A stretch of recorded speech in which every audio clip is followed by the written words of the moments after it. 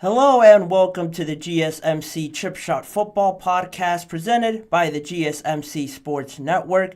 I'm your host, Manny Maradiaga. As always, joining you today on March 19th, 2024.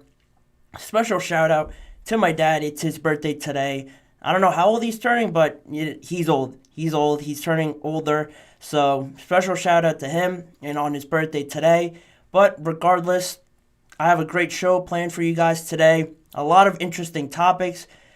Breaking news relatively, because heading into this, I had planned a story, but things changed. Then I'm bringing that to you guys on today's episode, as well as Deion Sanders and his comments that he made on his son, Shedeur Sanders, and where he would love to see him play in 2025. As well as the Arizona Cardinals adding some new luxury stuff to their stadium. Very exciting stuff that I'm very excited to talk about. The Chargers losing two of their best wide receivers and what that indicates on where this team is heading in terms of identity under Jim Harbaugh. And Mike Williams officially signing with the New York Jets today on a one-year deal. I'll get into all of that. All of that coming up on today's show. But before I get into all the news and stuff like that, I want to remind you guys, if you have any questions, comments, or anything like that, to please use the tip and donations link running across the ticker below me at gsmcpodcast.net. It makes sure that I'm able to see your question, read it out loud on air, and it makes it more of a discussion, a conversation, which is always better in my opinion. So if you would, please use the tip and donations link, gsmcpodcast.net, with any of your questions. We always appreciate it at GSMC Sports Network anytime you guys are able to do that. Going on to the first story, the chip shot story, as always, has to do with Deion Sanders and his son, Shedeur Sanders. A great performance this past season in college football for the University of Colorado. Shedeur Sanders obviously making a lot of headlines, being one of the top, you could say, younger quarterbacks in college football this past season. Very exciting style of play. A lot of eyeballs drawn in because it's Deion, because it's its son, and these new players coming over to the University of Colorado. But now Shedeur Sanders is heading into what is most likely his final season in college football. And a lot of people are going to start talking about where he's going, where he wants to get drafted, which teams are interested, which teams will be in the top 3, top 5, or top 10 to where they could have the opportunity to draft Shedeur Sanders.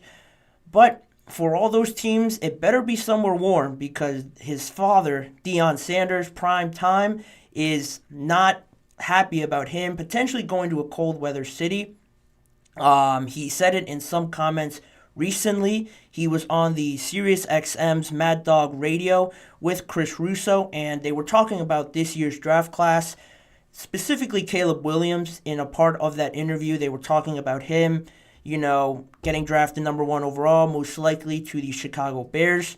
And it came up to a point in the discussion where they're talking about Caleb, obviously coming from USC, and that transition from warm weather, always sunny, great climate in California, to shifting that over to Chicago and basically always being in the cold, one of the earlier places to play where it turns colder earlier. So Prime made it an emphasis to talk about that, and in his part of the interview, he said, in regards to his son and kind of comparing the two situations with Caleb, he said, I don't want my kid going nowhere cold next year. He grew up in Texas. He played in Jackson, Mississippi, played in Colorado. Season's over before it gets cold in Colorado. I'm just thinking way ahead. I don't want that for him. And if you know anything about Deion Sanders and just the way that he is, he's never shy about saying anything, about saying how he feels. He'll let you know. And just in any of his press conferences that you see him in the interviews, he's always himself, very, very much himself, very admirable. I think it makes it very entertaining. But in this instance, saying that about his son, a lot of people might think that could be off-putting by Deion Sanders in saying something like that about his son, especially heading into this season where he's coming off a great year where he put up numbers like almost 70% completion percentage, almost 3,300 yards over the air, 27 touchdowns, and 3 interceptions. Outstanding numbers for Shedeur Sanders. Only makes this next season that much more important because now you have standards to live up to, other than the fact that your dad is coaching the team and there's always attention on you. Your dad's one of the best players in the NFL. This season has to do more with him and how he projects his future going forward in the NFL. Teams are going to be looking at him more precisely, more in-depth, breaking down his game because a lot of these teams are going to be in position to draft another quarterback next year, most likely. So he now has to not only live up to that expectation and those numbers, he has to live up to, his father, his dad saying things like this. And it's not anything new for Shedeur, I'm sure, always being around his dad and having him coach him basically all of his life and stuff like that. He's used to it. He's also not shy about saying what he feels or being a little boisterous and saying things, showing off, everything with the watch and stuff like that. All of that is in good fun. I really enjoy seeing that. I think it's entertaining. It adds another layer to these games. But I think it shouldn't be skimmed over that saying things like this, some teams might think or make a big deal out of it and think, oh, we're going to have to deal with this. This outside noise is only just going to add to more distractions when you're trying to run a team with a young quarterback like Shedeur Sanders. These comments almost always never sit well with front office members, GMs, coaches like that. If Deion isn't shy about saying anything about his son, he's certainly not going to be shy about throwing some shade on some players, the team. If his son gets drafted anywhere high, I'm sure he won't be shy about saying anything if he doesn't like it. Now, he is Deion Sanders. He does have a right to say that. He knows football. There's not a lot of people who can say they know more football than Deion Sanders, but with that comes the more added pressure from the team, from other fans that might not like it. So there's that one aspect. But I think a lot of these teams, could look past that. And I think they should look past that because you're talking about a kid that's already looking very special. And quite frankly, it's just talk. It's not like Deion is going with anything further. It's not like he's in his son's ear talking bad about the team or maybe influencing him in that way to get his way out of the team. I don't think he'd ever do something like that. It's just talk. He's a dad. He can say things like that. No relative, really, in the NFL, we haven't seen a relative be shy about saying things like that. I was on here talking about Dak Prescott's brother and him saying stuff like that. Brandon Ayuk had some relatives saying stuff about him and the team in the Super Bowl, not using him as he felt that he should be used. You always have parents saying stuff like that. It carries more weight because it is Deion Sanders, but I think a lot of teams shouldn't really pay attention to that. It's not something that should be that important in all honesty. If you just focus on it, if you're the coach, just making sure Shedeur is getting supported and is put in a position to win, I think that's the best they can do, and just ignore all this talk from parents and players or former players like Deion Sanders. And it raises another topic or another aspect of this new generation, I think, of college players, younger players coming in. Obviously, with NIL, players get more power now in deciding where they want to go, transferring, trying to find the best financial situation for them. If that's good or bad for college football and amateurism and stuff like that, that's discussions other people have. But the fact is that these players are now getting more power because of that. They feel more, you could say, entitled to some aspect, a lot of them, because they feel that their name, image, and likeness carries a lot of weight. So now they feel more power in their voice to make big decisions like this. And I think we're going to see more players coming out. You're seeing it now with Caleb Williams talking the way he did in or at the combine, sounding very arrogant to some people, but very confident in my eyes because, he's coming from a place where people are trying to get him to sign NIL deals. People want him.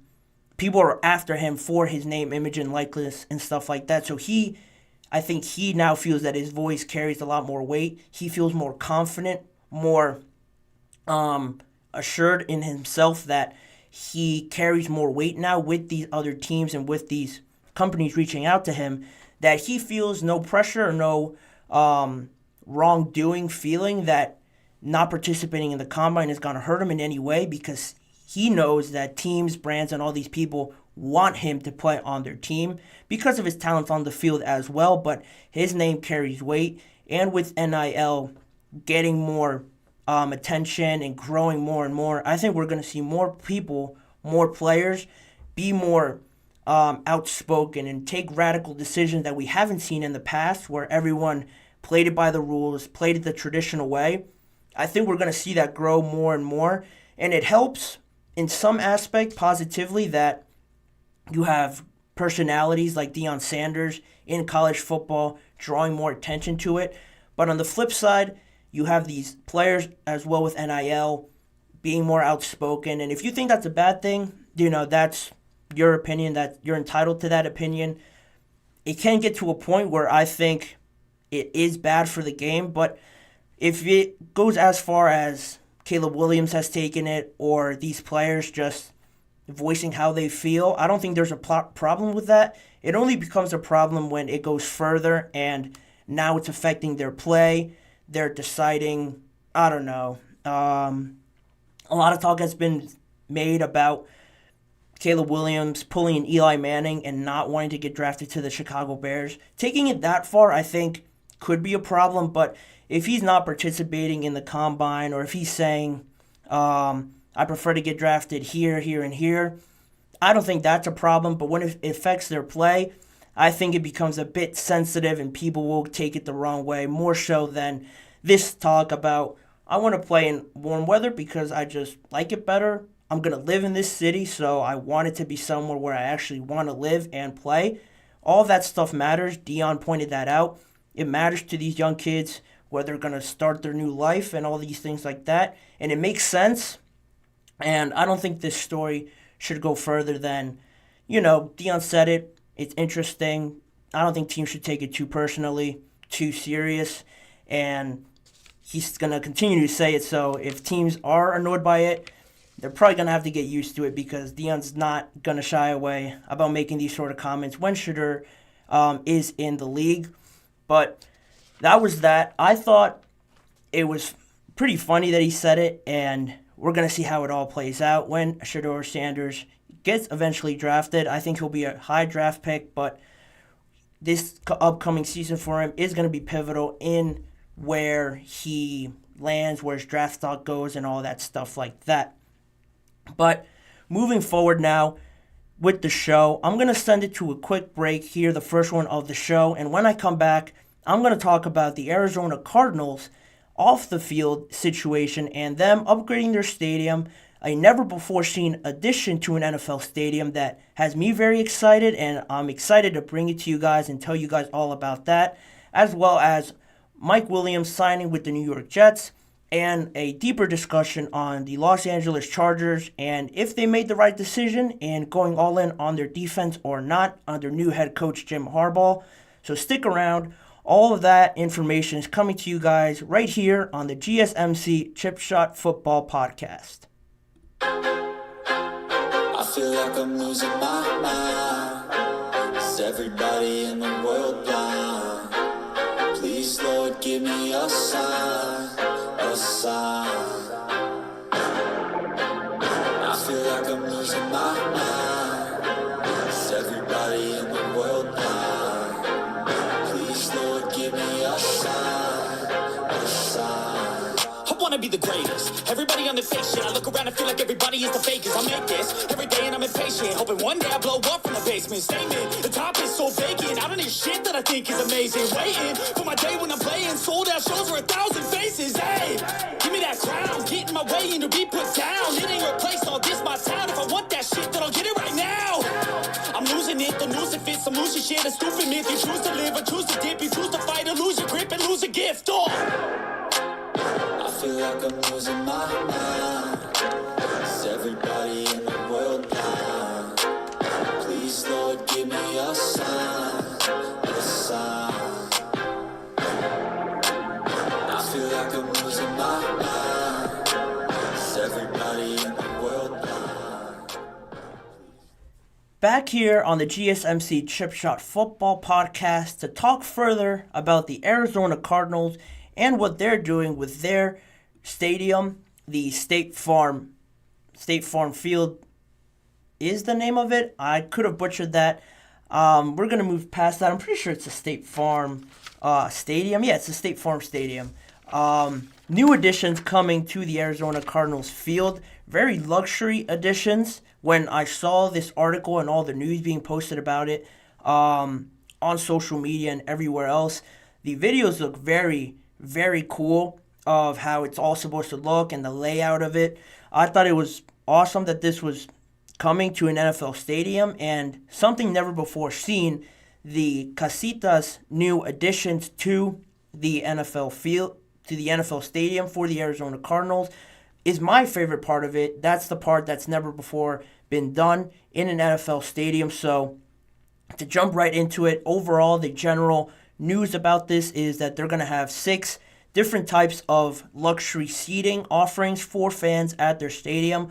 All are going to be on field level, around the sidelines, and in the end zones a bit further when you're talking about the end zone seatings. But they were all announced yesterday, and there's also going to be 2 field level clubs that will also be added.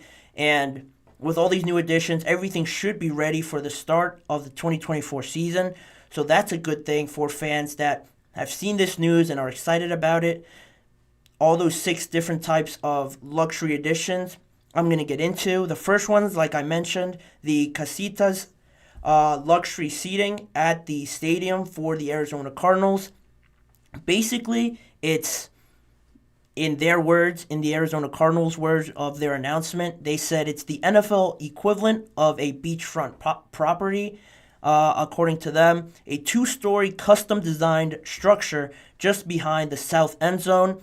It can accommodate 20 people or less. Obviously, you can watch the game from the Casitas' front porch, their rooftop deck, or their furnished interior. I don't have the video of it and stuff like that or pictures of it, but if you go look it up, I'm sure you'll find it. It looks very new, very innovative. I'm a big fan of it just because of the fact that it looks pretty cool.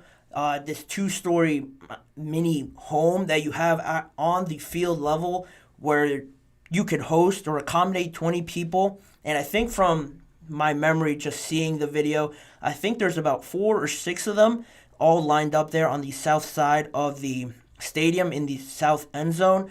So you think about it, 20 people, 6 or 4 homes. That's a lot of people just sitting in there. And they also have behind that the Garden Casita Club behind it, a private club behind the 2-story structures. And that one's also interesting because that one opens around 3 hours before kickoff. And it's located, like I mentioned, a few feet away from the home locker room where the players walk out. The entrance is just right there, right next to this club. And it makes it that much better. You can see the players walk out, get high fives and everything like that, interact with them because it is really close. It is right there, right outside the doors of the Cardinals locker room. So that's another pretty interesting and just awesome addition to their stadium.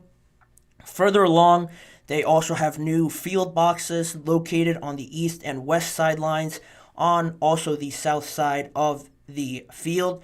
That one's a bit smaller, fit 4 to 6 people, but it has TV screens and fully guaranteed food and stuff like that being brought to you at these field boxes. So that's another one. They have the field suites at the north end of the stadium. Those are a bit bigger. Around the 20-yard line of the north end of the stadium, that one can fit around 12 guests, and it's basically the same as the field boxes, just a little bit bigger.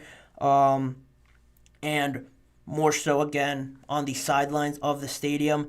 They have the tunnel suites, basically the same thing, can fit about 12 guests at those seatings right near the tunnel. Another different viewpoint of the stadium, of the game. So that's always great for the Cardinals and all their fans that want to sit in the tunnel suites. Going further along, they have the end zone field seats just a few feet away from the end zone. Almost like, I want to say the Cowboys stadium where they have those field level, a little bit lower seating at their stadium where the fans or people that can afford those seating sit right near the end zones. Also, just watching baseball a little bit, seeing it, I think at the Texas Rangers Stadium, they have the field level, and then behind, I want to say home plate, they have that other seating where it's a little bit below field level, it seems, and they have that viewpoint from there. Similar to that, but this is obviously not lower. It's on field level. They're right there with the players if they want to come over and celebrate, making the whole experience a lot better for the fans. Moving on with the new additions, they also have the sideline field seats, which I think are probably the biggest ones of the new additions. They reach from the corner of the end zone to the 10-yard line, and it's just like a big corner seating of the whole stadium on field level. It looks really interesting and awesome in the video. I, again, recommend you guys to go watch that on social media or just looking it up on the internet. It's super cool the way that they break it down, and that's another one. And just in terms of the clubs, like I mentioned the Garden Casita Club behind the Casita structures. There's also the Morgan Athletic Club, rounding out the last of these new additions. That one is more of an inside type of bar club inside the stadium, but it has an opening right outside the club, and if you just walk a few feet, you can walk out the tunnel and just see this big opening to the whole other field level seating that are available at the State Farm Stadium. So that's all the new additions to this stadium.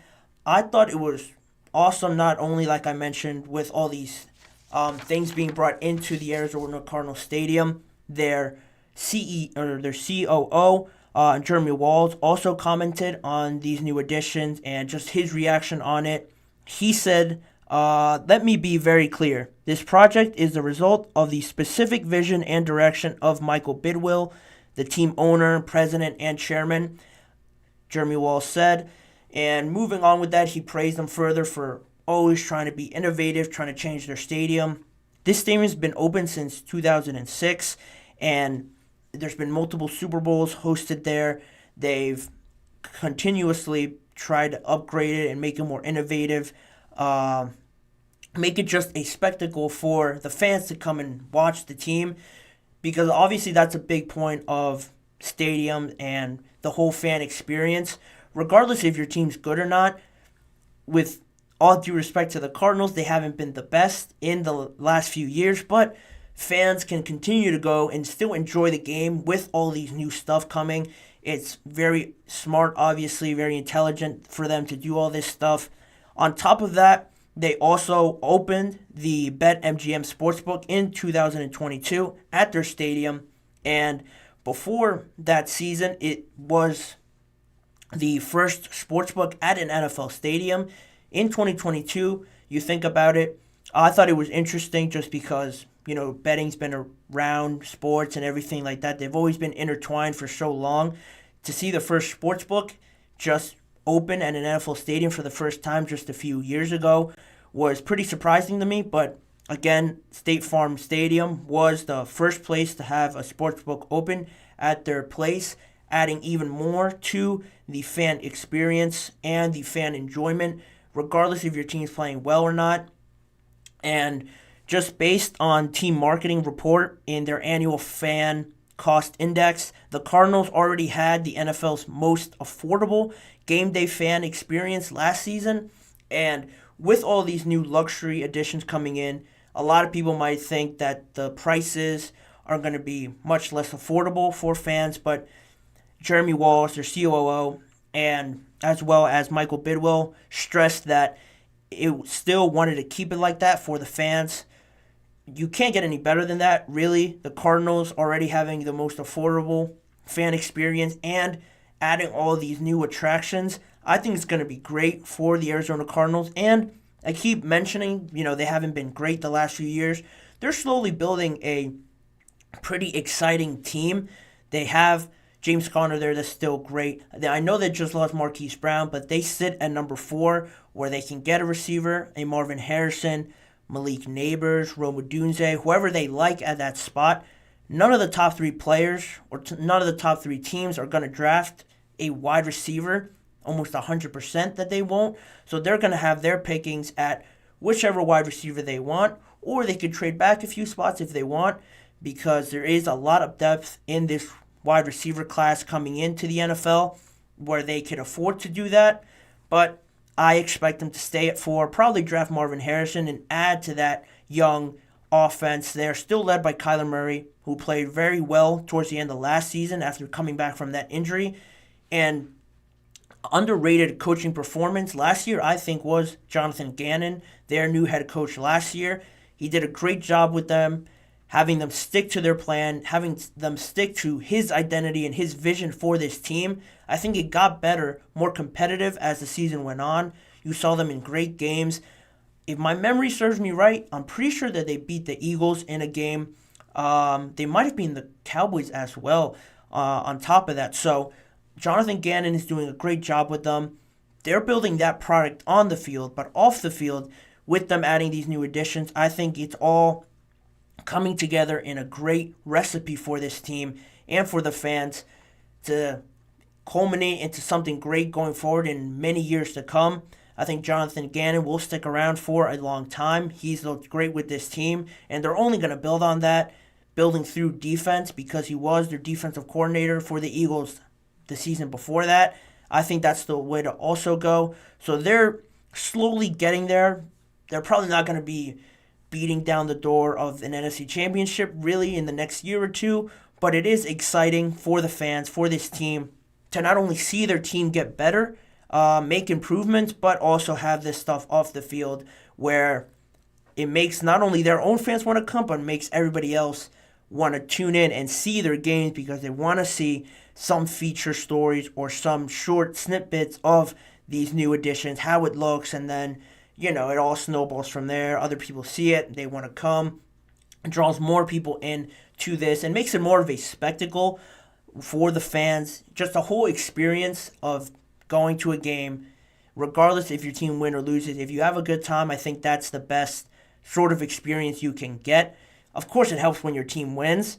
You don't really lose at all if your team wins. You have a great experience with all these new additions. But with the Cardinals, I think they're going in the right direction, trending in the right direction with these additions. And I'm very excited to see how it looks. Like I mentioned, I'm very excited about these Casitas additions to their stadium. Who knows? Maybe I'll end up there one day. I'd like to. That would be awesome. But regardless of that, that's the way the Cardinals are going, and very exciting times for them on and off the field. And in saying that, I will transition into the next topic after the break. After a second break in this episode, I will talk about Mike Williams signing a 1-year deal with the New York Jets, announced today, just a few hours before it came on the air. I'm going to break that down, what it means for the Jets going forward, and on top of that, sticking with the Chargers and their identity going forward. What kind of indications have their latest moves given us on where this team is trending? Have they foregone the development of Justin Herbert by going all in on their defense? I'm going to talk about that more after the break on the GSMC Chip Shot Football Podcast. Don't go anywhere. You're not going to want to miss it.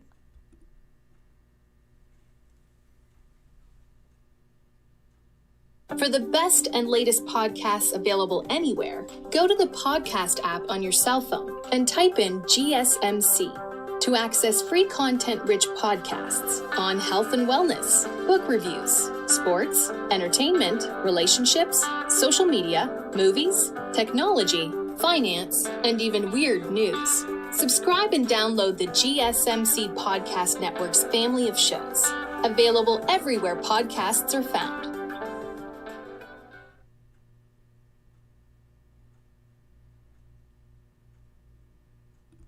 Welcome back to the GSMC Chip Shot Football Podcast. Sticking around, talking about Mike Williams and his situation into free agency, or his short stint in free agency, now that he signed a one-year deal with the New York Jets.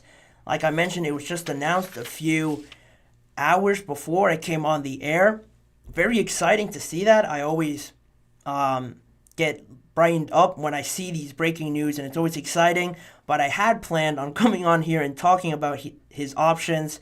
He was supposed to meet with the Panthers, the Jets, and the Steelers later this week, scheduled to be on a Thursday. The Steelers were going to be the last meeting he went to, but he landed in New York, I think, last night or this morning, and he stayed in New York and is staying in New York for the next year, now signing a one-year $15 million deal, $15 million being the max value it can get to. So you don't know really the initial market value of this one-year deal. You can bet that it is based on incentives and how well he performs in probably playing time, because Mike Williams, he's 29 years old, coming off a few injuries.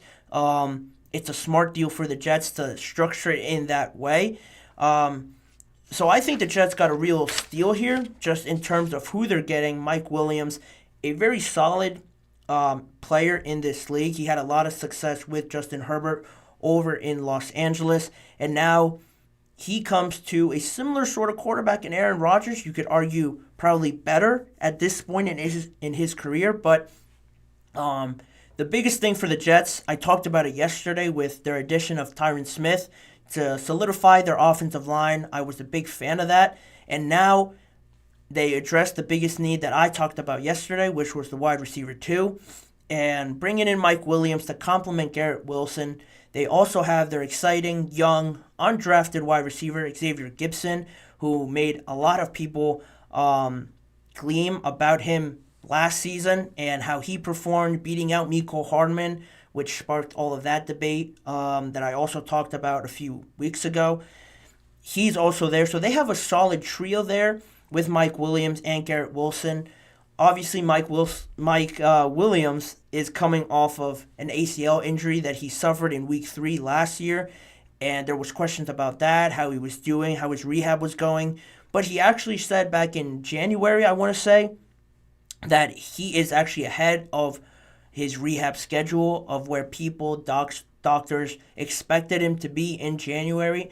So it looks like he's trending in the right direction, healing a lot faster than a lot of people anticipated. It was never a doubt that he was going to miss a game or two in 2024, but with Mike Williams, you would have hoped to get him in the team integrated earlier than that, and it looks like it's going to play out that way. And now they're going to have some time before, probably training camp, because I do expect them to be healthy before July. He can have time to maybe throw or catch with Aaron Rodgers, get to know each other a little bit better, because now the Jets have almost hit on everything that they needed this offseason. Their O-line is shored up. They got their wide receiver number 2, and they have the number 10 pick in the NFL draft. So now you even have more opportunity open up for this team. You could trade that pick away if you want, or I saw in the latest mock draft, I think by Mel Kiper, that actually dropped today, he had the Jets drafting Brock Bowers from the University of Georgia, just to add even more weapons to that offense. I liked it, but again, I wouldn't be opposed to this New York Jets team trading away that pick now, getting a bit more draft capital and addressing other areas, maybe on the defensive side of the ball if you want, or Brock Bowers isn't the worst option you can get in the top 10. A lot of people have him going earlier than that, but if the Jets can get him at 10, I think to support that point, I think you can't really pass on him, because he's been mocked all over the place. I've seen him from top 5 to in the teens with some of these picks. So I think getting Brock Bowers would be great, but I think the Jets now have more opportunity, which is the biggest thing. And for their franchise quarterback, Aaron Rodgers, you don't want to say time is ticking, but he is getting older. He's coming off of a bad injury for a quarterback. So all those questions that you had around Kirk Cousins and his Achilles injury, you're most likely going to have with Aaron Rodgers. And the Jets address some of these issues that could harm Aaron Rodgers even more or hinder his performance, addressing the O-line. You have a stud running back in Breece Hall now, and Garrett Wilson, if he is double-teamed, now you have other options to look for in Mike Williams, Xavier Gibson, and potentially Brock Bowers.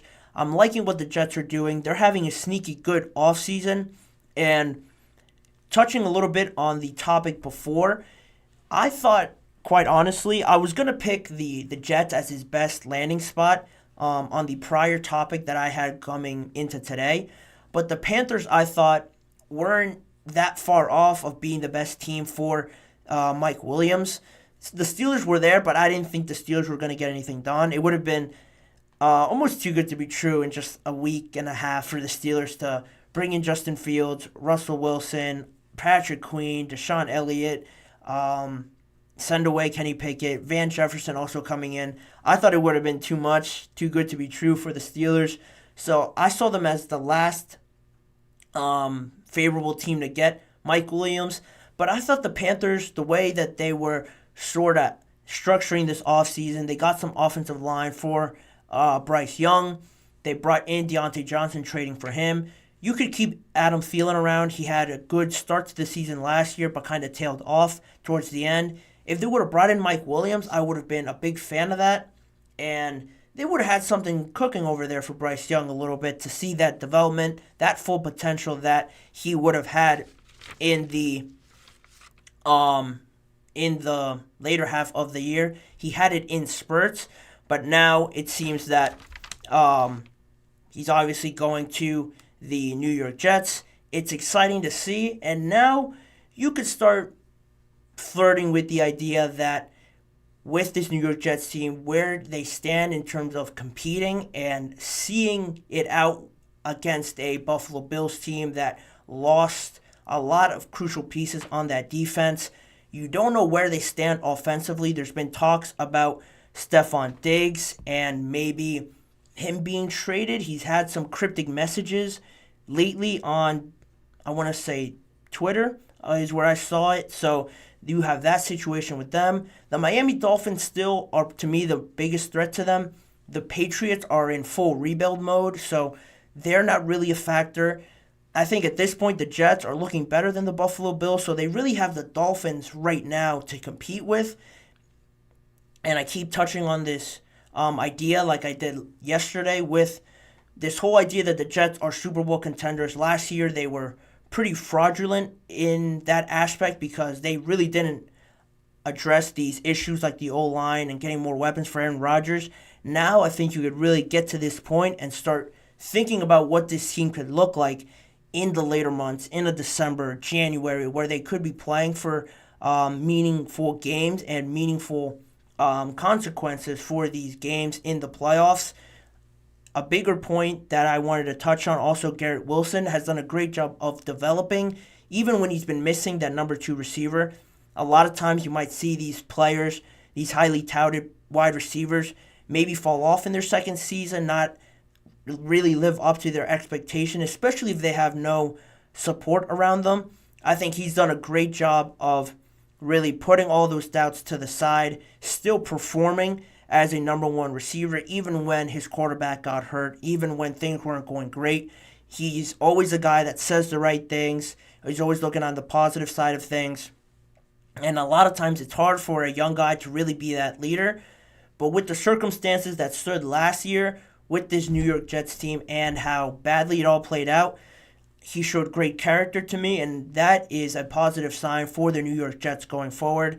I'm liking what I'm seeing out of their team.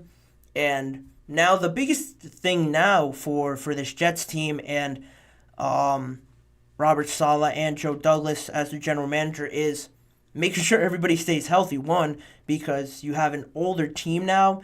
Like I mentioned, Tyron Smith, Moses coming over from the Baltimore Ravens. Mike Williams, like I mentioned, isn't old at 29, but he also has some injury history.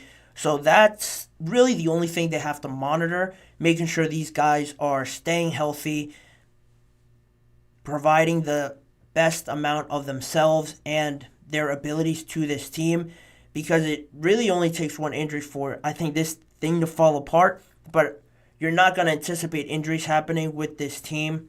And now with these big expectations, it kind of shifts the pressure, the attention now more to off the field with Robert Saleh. Nathaniel Hackett is another one. General Manager Joe Douglas, I think he's relatively safe because he's been aggressive, been proactive in getting these pieces that this team was needing. So I think if things go south, I think he would stick around because he's done more positive than not for this team recently. Whereas Robert Saleh has been around, and coaches are always more expendable than general managers, especially good general managers that have brought in signings like this. Robert Saleh, I think now, a lot of people, I think, will start to talk about it more. He'll be one that a lot of people will look upon as one of the casualties that will fall first if this thing doesn't go the way it should, as well as Nathaniel Hackett because of the situation he was coming from in Denver with Russell Wilson, with Sean Payton saying those crazy comments about him having probably one of the worst coaching regimes that he's ever seen in NFL history. To say that stirred the pot even more. He kind of got shielded away from that, coming over to the Jets and having Aaron Rodgers stick up for him. But now it's also getting to a point where you have Breece Hall, you have a Garrett Wilson, you have a very solid offensive line. Aaron Rodgers is coming in. You sign Mike Williams. You're running out of excuses and places to look at when teams want to find a culprit for things not working out. And I'm sure this team's going to go through growing pains and go through rough stints.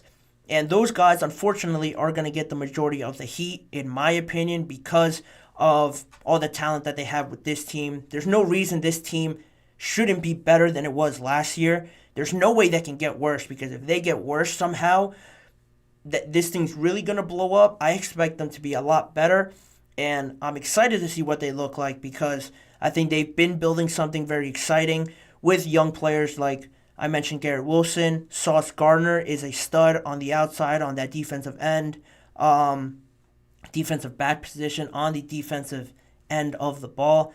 And Quinnen Williams as well, one of the more underrated, up-and-coming defensive tackles, defensive linemen in the entire NFL.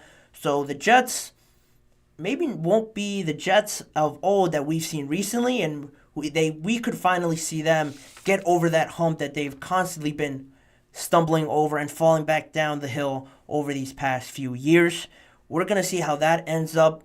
But for now, I'm going to send it to the last break of this show. And on the other side of it, I'm going to have a more open discussion on the Chargers and where I see potentially their offense heading and their team identity heading into next season under their new coach, Jim Harbaugh, and really emphasizing that defensive side of the ball. So that's coming up after the last break. Don't go anywhere. That's all coming up on the GSMC Chip Shot Football Podcast.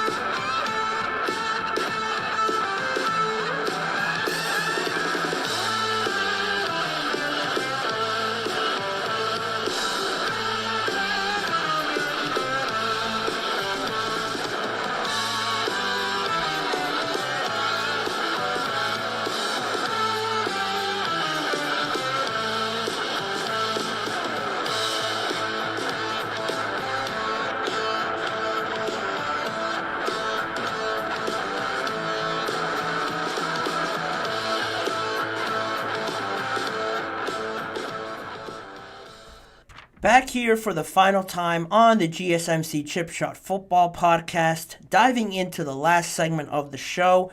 More of an open topic that I wanted to go over with you guys, where the Chargers are kind of heading under new head coach Jim Harbaugh and what this offense could look like in 2024. Before I get into all the points and all the sides that I want to get into, one last time, wanted to remind you guys, if you have any questions, comments during this live show, to use the tip and donations link with any of your questions at gsmcpodcast.net. Again, if you're not watching this episode and only listening to it, the tip and donations link is gsmcpodcast.net. We always show a great appreciation to you guys if you're able to do this with any of your questions. It makes the show more enjoyable, and it's always a big help for the network and all the shows other than this one across this platform. So if you guys are able to do that, we always send a big thank you back to you guys for your donations. And rounding that off now with the final topic of today's show, talking about the Chargers and this whole big discussion about, who was going to leave out of the big four, taking up the most salary on this team. Keenan Allen, Mike Williams, Khalil Mack, and Joey Bosa. Those were almost taking up half of their salary cap for the Los Angeles Chargers. And they had to meet a deadline, I think, before Friday of last week or Saturday, where they had to get under the salary cap. And we saw Mike Williams be the first to go. He's found a new home. Then, surprisingly, we saw Keenan Allen, the other one to fall for this Los Angeles Chargers team. He was traded away for only a fourth-round pick. I touched on what he said was the reasoning behind that yesterday. And just to recap it a little bit, he was basically the only one out of Bosa and Mack to not agree to a contract restructuring.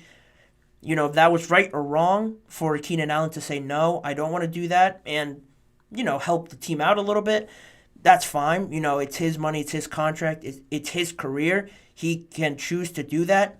But where the Chargers stand at this moment, they really didn't have time or really the need to negotiate and, I guess, plea with Keenan Allen to, please lower your salary cap. We don't want to move you. They found a good trade partner with the Chicago Bears. The Chicago Bears jumped on that opportunity to get one of the premier wide receivers to add to their team for a cheap price in a fourth-round pick. I think it obviously made sense for the Chicago Bears. And now the Chargers, again, on this side of the discussion, deciding between offense and defense, they clearly chose defense, and Khalil Mack and Joey Bosa were more open to restructuring their deals. They agreed to restructure their deal, so they, bought in and trusted this vision that Jim Harbaugh was building for this team. So they were able to stay. And unfortunately for Allen and Mike Williams and Justin Herbert, the offense now, if you really look at it, is really lacking now in terms of talent and skill set. I saw somewhere that Justin Herbert, I think it was either 50 or a lot more in terms of percent of his touchdowns went to Austin Eckler, Mike Williams, Keenan Allen, and Gerald Everett also, who signed with the Chicago Bears. All of that target share and success that he had with all those guys are now gone. And you could think that Justin Herbert is now looking around and thinking, where do I stand? Where does my development stand? And all these priorities that seem to be ahead of supporting Justin Herbert. And obviously Jim Harbaugh isn't naive to the fact that he needs to do whatever he can to support Justin Herbert. He's got a franchise quarterback on his team. He's very fortunate to have that because, like we've seen this year, they're very hard to come by, and a lot of teams pay a lot of money and give up a lot of stuff to get a franchise quarterback on their team. So that's not going to be ignored. And I think, fortunately for them, they at least have that number 5 pick to draft a bona fide number 1 receiver. They could get Marvin Harrison, Malik Neighbors, or Rome Odunze with that pick.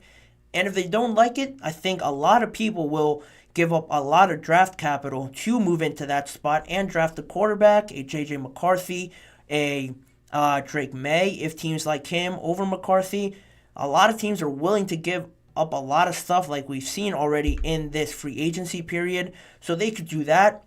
But just in this free agency, they did bring in some players, which transitions me into what I wanted to talk about and this, topic.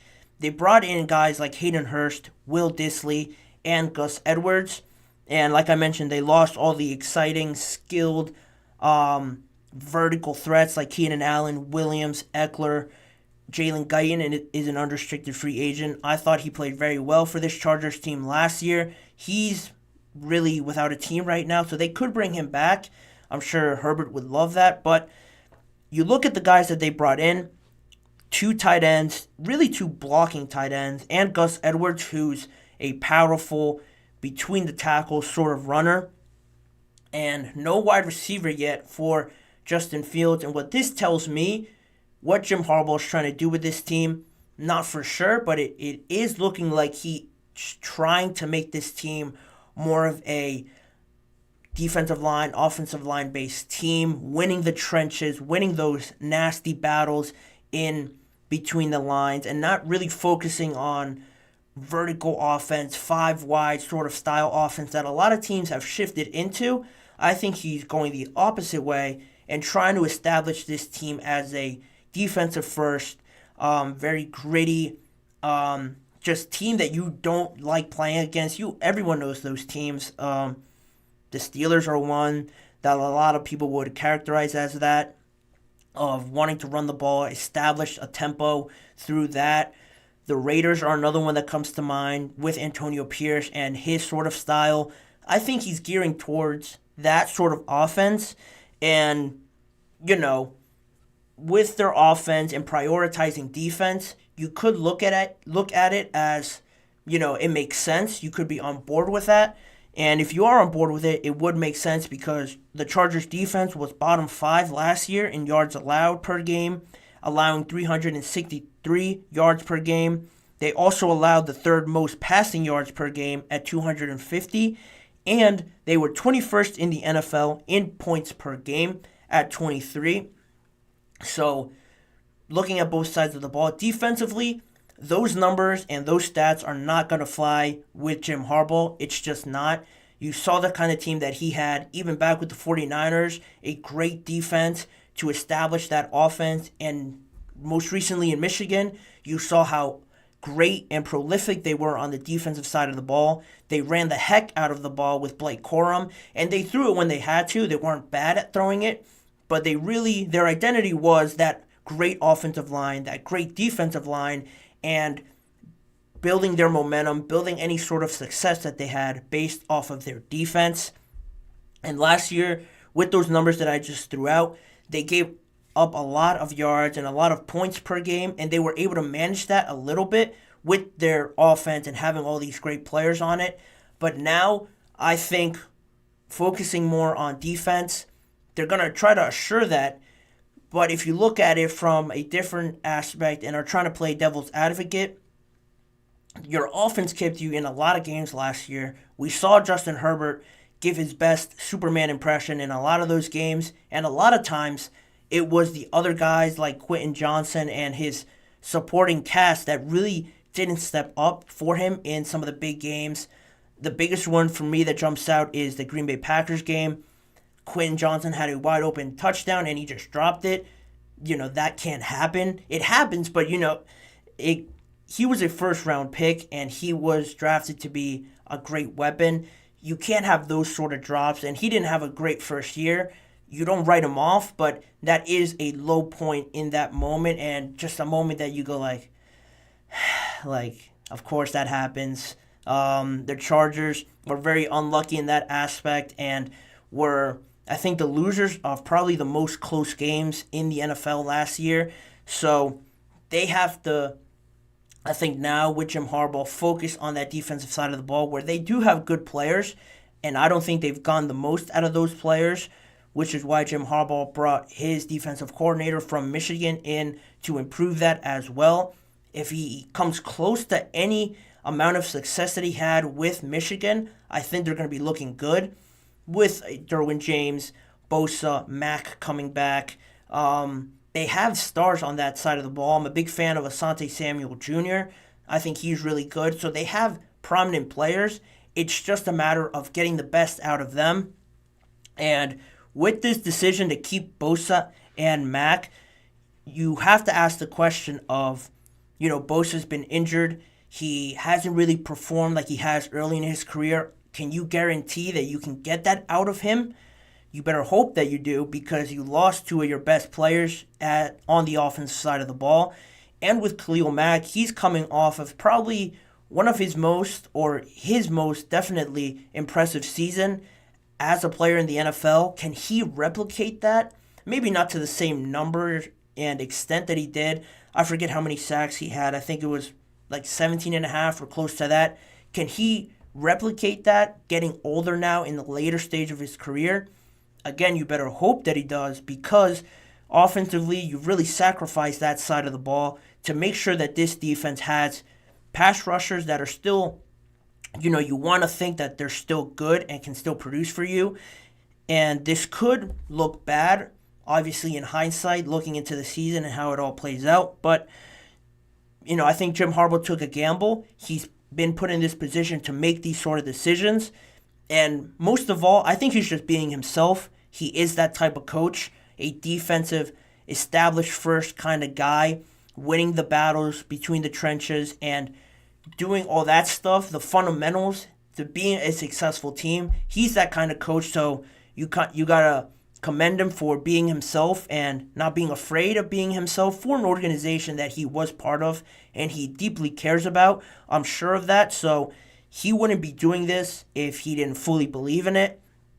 I'm rooting for Jim Harbaugh. I think this was a great hire for the Chargers and one that they needed to bring in a solid voice, a solid leader in Jim Harbaugh. I think it'll do everyone good, as well as make Justin Herbert a bit better. But looking at it right now, in this moment, a lot of people will question what they do on offense.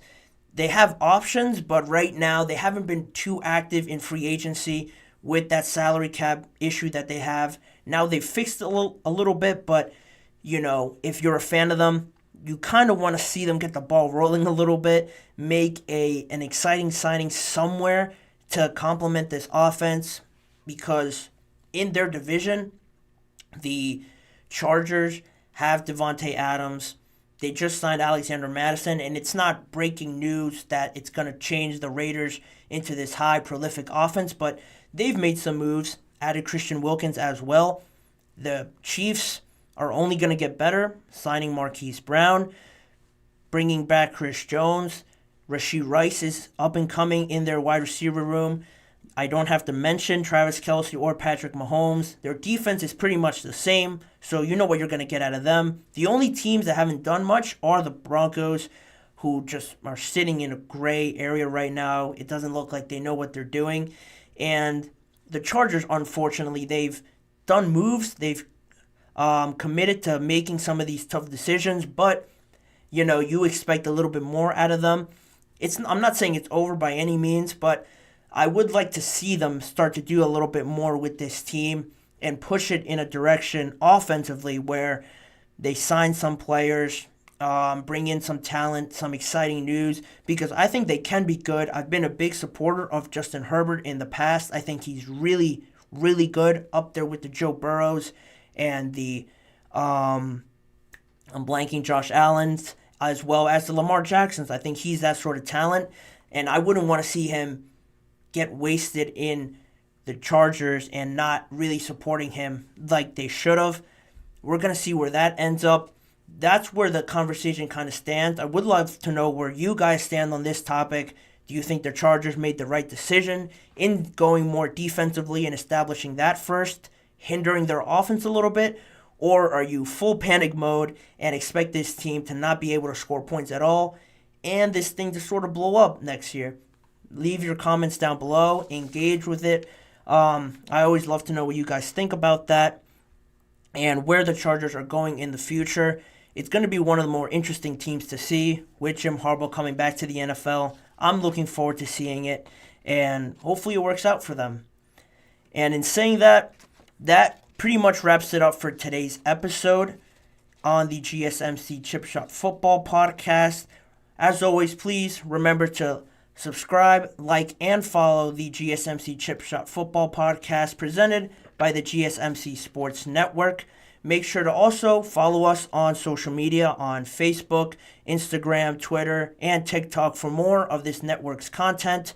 If you want to see more of me and this show's content specifically, go check out the GSMC Sports Network channel and the GSMC Podcast Network channel for YouTube shorts that I always post every weekday. The full recorded live episodes that happen throughout the week and in weeks past, they're all on there for you guys to rewatch or go check them out for the first time. And individual segment videos from each of the live shows. In case you missed one segment or want to go rewatch a certain segment, it's all on there as well. A reminder to always tune in at 6:30 p.m. Eastern Time every weekday for more football conversations and stories around the NFL. From me, your host, as always, Manny Maradiaga, thanking you guys for tuning in to today's episode, and I would love to see you guys all tomorrow.